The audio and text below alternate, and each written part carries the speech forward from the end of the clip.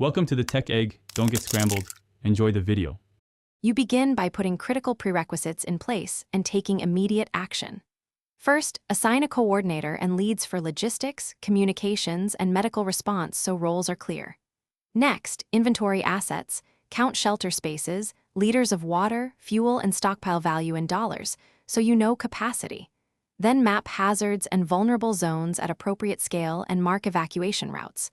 Once those are recorded, set up a daily check-in cadence and a simple incident log to track initial decisions and resource gaps.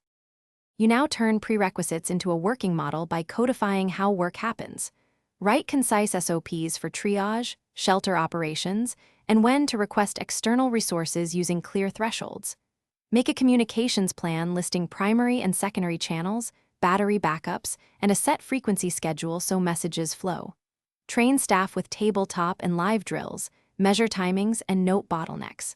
Once done, update SOPs to remove friction and make sure responsibilities cascade so decisions at each level are repeatable under pressure. You finish by launching monitoring, scaling logistics, and embedding learning loops.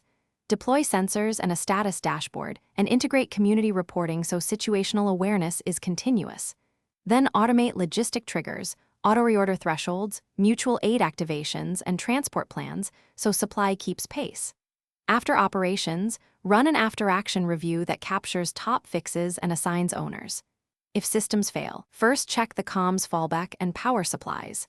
If communication is down, switch to pre-assigned messengers and Thanks for watching. Consider subscribing if I helped unscramble your problems.